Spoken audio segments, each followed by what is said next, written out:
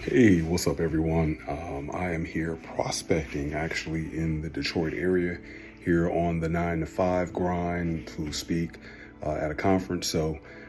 Just before I went up to speak to one group, my son, my cousin, and later on a few other people pinged me and told me that today we have lost a legend in John Amos, aka James Evans.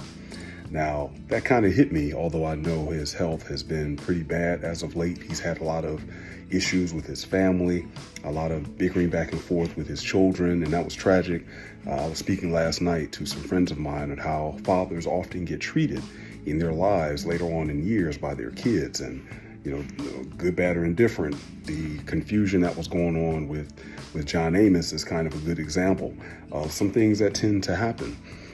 But why am I talking about a celebrity passing away and why I'm sad about it? Well, the reason why people are pinging me is really two people that would certainly cause folks to blow my phone up and say, hey man, he died. And, almost as if they were saying condolences because of the impact that John Amos and Reggie Jackson have had on my life, two men that I've never met. Now, I am saddened by the loss of John Amos, and I just want to take this opportunity to tell you why. As a homeschooling father, one of the classes that I just love the most that I put together for my kids was a class on doing a comparative analysis with Blackish and the father Dre, Anthony Anderson on that show, and John Amos, aka James Evans on Good Times, because I wanted my kids to see the difference in a black male image that's presented out to the public and out to the culture. And so what we did, we watched one video. We watched one episode. I have the DVD season of Good Times. We'll watch an episode of Good Times. We'll watch an episode of Blackish. And I think the disparities were very glaring. That here it is over the course of about 35, 40 years, you see a complete different image of a black man on television.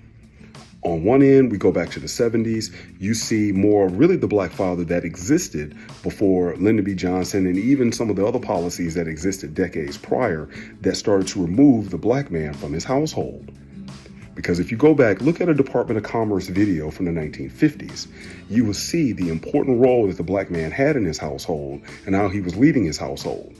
They mentioned it because they were telling companies to lure black folks. So if you want to know one reason why black folks bought Cadillacs or buy Cadillacs, they wear name brand stuff, whether they can afford it or not.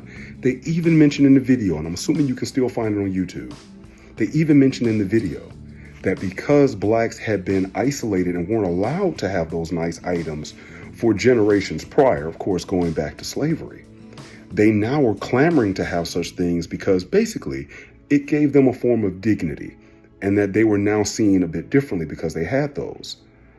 That was what James Evans went back to. And then we get to Anthony Anderson, we get to Dre on Blackish.